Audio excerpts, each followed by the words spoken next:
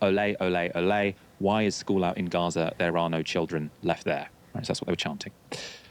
Okay then, so today we're gonna hear about some football fans doing some violence in Europe and how being aligned with a major power and its politics can get you out of the country, no charges, just like nothing. Let's hear it. If you've been anywhere near social media this weekend, you're likely one of the thousands who witnessed mainstream media and politicians gaslighting us all in real time. The subject was an outbreak of hooliganism in Amsterdam, prompted by the racist fans of Maccabi Tel Aviv. That racist violence was met with violence from locals, some of it admittedly racist. But, and this is where the gaslighting comes in, that two-way mob violence was, after the fact, redesignated a racist pogrom.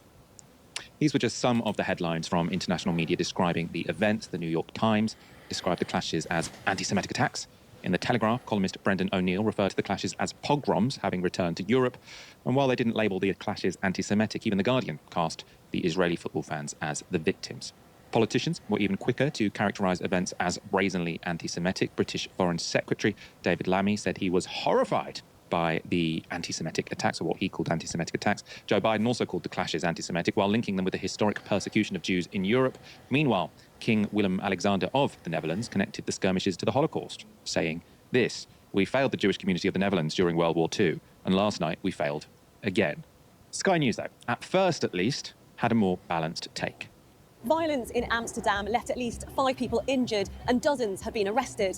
But what happened? Supporters of Israeli football club Maccabi Tel Aviv arrived in Amsterdam ahead of their UEFA Europa League match against Amsterdam club Ajax. On Wednesday, social media videos Yep. What victims? verified by Sky News show Maccabi Tel Aviv fans tearing down Palestinian flags from outside of homes. Other social media videos appeared to show residents chasing Maccabi Tel Aviv fans. On Thursday, just before the game, crowds of Maccabi fans were filmed singing racist and anti-Arab songs. While a pro-Palestinian demonstration had been banned by the mayor over fears there would be clashes. Later that evening during the match, Israeli supporters appeared to disrupt the minute silence for Valencia flood victims with chants, whistles and fireworks. Maccabi fans were seen attacking locals as a police car can be seen driving by. People with Palestinian flags were seen marching on the streets. Maccabi supporters say they were beaten and attacked on the streets of the Dutch capital, with videos showing some of the violence. Say free Palestine and we go.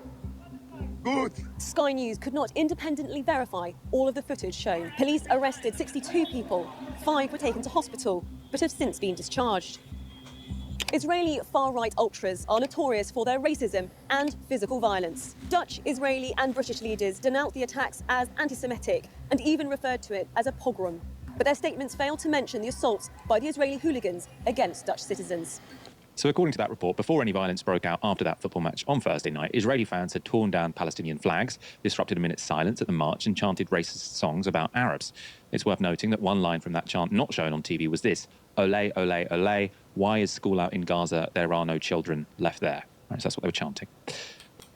Let's hear that again. Ole, ole, ole, why is school out in Gaza? There are no children left there. Right, so that's what they were chanting. The report also shows that after the match, gangs of Israeli fans attacked locals in the city, and it pointed out the presence of far-right Israeli ultras among the fans. And it noted that political leaders condemned the attacks on Israeli fans as anti-Semitic without mentioning the assaults by Israelis on Dutch citizens. They fucked around and found out. It turns out, though, that report we just showed you from Sky News was in fact too balanced, and it was quickly deleted and replaced with a new one. The original report is on the left, the new one is on the right, and in the Here it comes. Let's hear it. new version, the violence in Amsterdam is immediately framed as anti-Semitic. The new report also had a different opening, setting up the narrative of Israeli victimhood right from the start. Violence in Amsterdam left at least 5 people injured and dozens have been arrested. But what happened? Everything should be done to track down and prosecute the perpetrators. This is simply anti-Semitic violence against Israelis that actually defies description. That was Dutch Prime Minister Dick Schoof describing the scenes in Amsterdam as anti-Semitic before the audience has even seen them. They haven't seen the scenes yet in that package. There are other changes too. Added to the new report was this interview with a Maccabi fan. It's the same feeling that I felt in the morning of the 7th of October. I'm just gonna call it. This guy this guy probably lives in a very, very fancy place far away from Gaza. Now, no interviews with Dutch locals were added to that report. And remember the scene reporting Maccabi fans attacking locals after the match? Well, that was replaced with this. A video posted on social media shows a large group of hooded men dressed in black running down the street and striking people at random. So it's no longer Maccabi hooligans doing the attacks, but unidentifiable hooded men. Now, that footage was filmed by Dutch photojournalist Annette de Graaf, who has complained about her video being misused by mainstream media. This is how she says it should be reported. Write down, Maccabi supporters attacked Amsterdam citizens in front of Central Station after the game. She also has asked for media outlets to remove her footage and apologise because they are sort of misrepresenting it as the fans being attacked, not the fans doing the attacking. De Graaf's footage also appears to have been manipulated on BBC Newsnight during an interview with Maccabi supporter Ami Schumann. No police, no one to take care of us because they didn't know what is going to happen. And suddenly a lot of people come to attack us. A lot of people, like 100, maybe more, with belts and sticks and rock. And they took everything that they can to beat Israeli and Jews. So that was BBC Newsnight playing video of Israeli football fans attacking locals to illustrate a story in which the hooligans are cast as the victims. Right? So the person who filmed that footage said they were the Israeli football fans. If you're going to use that footage, you better be honest or take it down and apologise. I don't think the BBC have. Teenage journalist Ome Bender was also at the scene, following the crowd of Maccabi fans from the football stadium until they were intercepted by the police. His footage also tells a very different story from how our media reported the clashes. We lopen er nu recht achter. Oké, ze sluiten hun in. Ze worden een soort van ingesloten, zodat we niet de dam op kunnen. Maar we zitten in principe nu wel echt in het centrum. Dus we staan weer op stilstand. Ik denk dat we daarheen gaan. Ik vind, het ziet er levensgevaarlijk uit. Ze staan met ijzeren pijpen, stokken.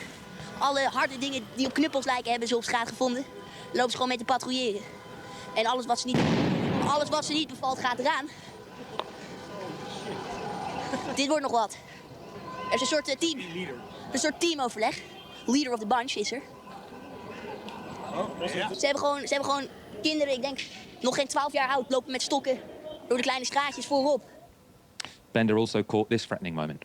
Zo, ik moest ook net stoppen met filmen. Ze zeiden, voor je eigen veiligheid zet nu je mic uit. Maar ze zijn niet blij. Media. No. Your media. Okay. Wow, so that's a Maccabi fan, so a fan that's come over from Israel, telling that Dutch guy with a camera, stop filming for your own safety, right? And these are the people being cast as the victims by the Western media.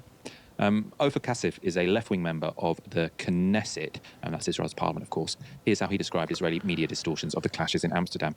The spirit of Israeli fascism has reached Amsterdam. Fans go on a violent rampage, beating, tearing up Palestinian flags in the streets as if they were an occupying force and shouting Nazi slogans in favor of the extermination of a nation, and whining when the situation degenerates into complete chaos and violence returns to them like a boomerang. Any violence is obscene and unacceptable. Both sides should be held accountable for their hooliganism, and the Israeli media, as usual, approaches, hides, and distorts reality in the service of the authorities. Now, he's talking about the Israeli media. We can equally talk about the Western media in this situation. Following the skirmishes in Amsterdam, the Israeli government has now issued this warning to its citizens. Israel warns of attacks across Europe and urges citizens to stay away from large events. But on their way home from Amsterdam on special evacuation flights arranged by the Israeli government, Maccabi fans didn't seem too upset.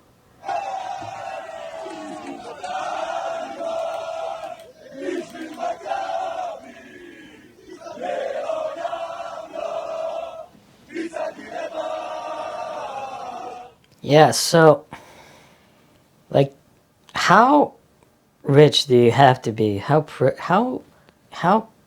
up your own ass do you have to be to go to another country, attack its people, rip flags from buildings, chant, ole, ole, ole, ole, why are the schools out in Gaza? Because, I mean, these people don't think they're ever gonna see any jail time. Like, let's go to the next video. We have spoken to Janneke and Mohammed, who were beaten by the riot police after hundreds of demonstrators arrived at Dam Square, despite an emergency law in effect in Amsterdam.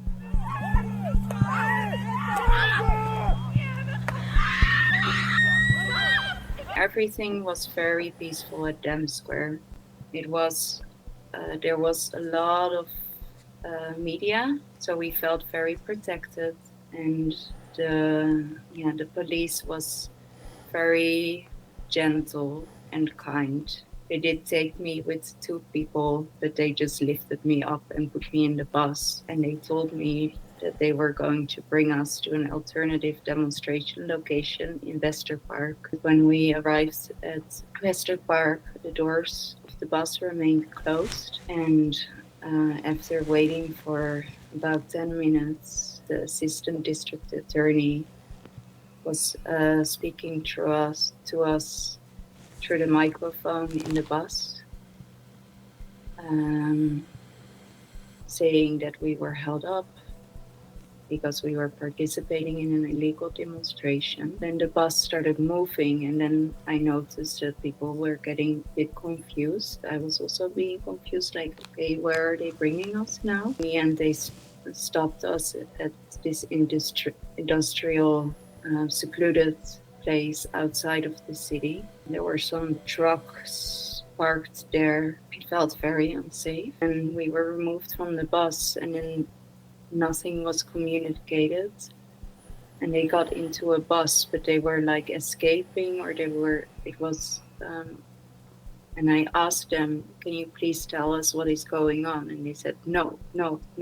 They just pushed me away, and they closed the door of their police bus, and they drove off. And then I noticed that the bus was still empty. It was already quite late at night at that point, and I felt really unsafe there. So I thought I will go inside of the bus, and I will ask the police officer in the bus if he can give me information on what is going on, what is going to happen if we are under arrest, if we're going to be taken somewhere else. And then when I was in the bus, the door closed. I went to sit down, and I went to ask him if he could please explain what was going on. And he got very defensive. The police officer, he refused to talk to me, and he called for assistance. And then within a couple of minutes, a lot of heavily armed police officers arrived to the scene with covered faces, wearing their weapon sticks. The bus got open, and they dragged me out of the bus, and they said, run.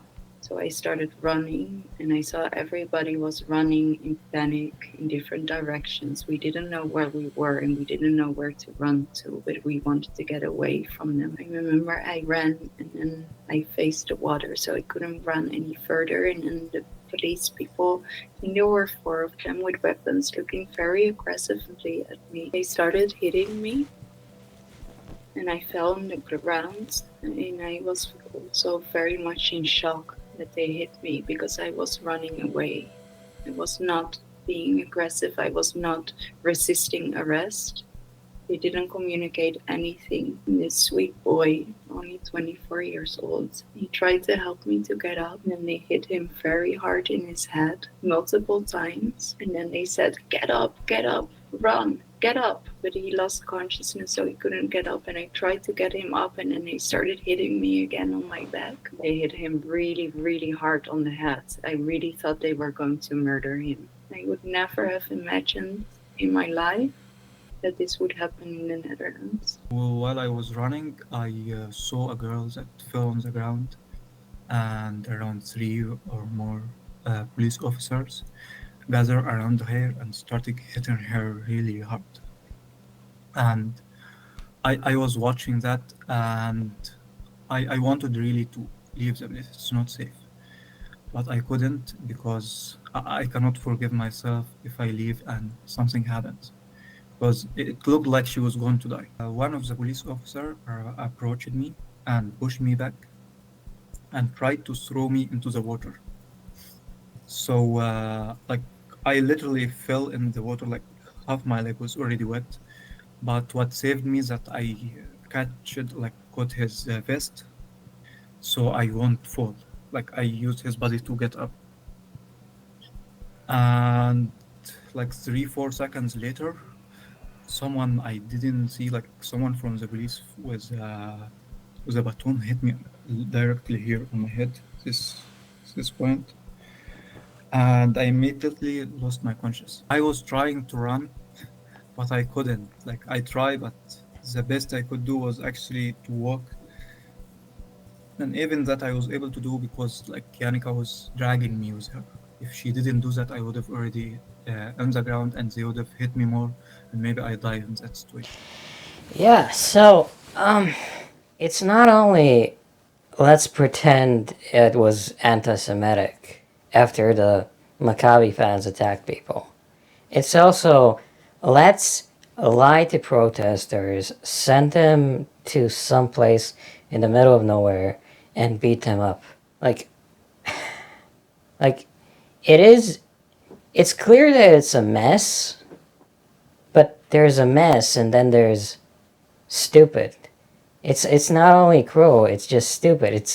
It defies logic. People defy logic sometimes. Like, who does this even help?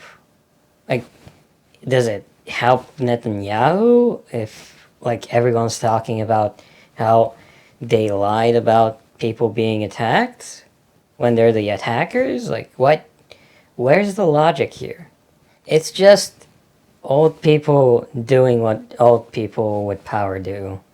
They just shift the narrative to affect whatever portion of the population is still stupid enough to watch the news. And it's that very same portion of the population that gives them power in smaller local elections, you know? It doesn't matter whether they're left-wing, right-wing, they just can't help themselves. They just cannot help themselves. They just don't get it. There's a million more YouTube channels with a subscriber count of 10,000 or more than there are people on the US terrorist watch list. So the last time I checked, there was 1.9 million on the US terrorist watch list, and the number of YouTube channels that are 10,000 or more are 2.9 million. If you're talking 100,000 or more, I think it's 340,000 that are 100,000 or more, and something like 34,000 that have a million or more subscribers. Like, I can do this on a second hand. I can do the editing and the posting with this on a second hand, like ThinkPad with a chip from 2015. I don't need to use my main PC for this. All the stuff you see on screen, this effect, it's an open source image. I did all of this stuff for free. I do the editing for free. Everything in front of you is for free. Like, free resources.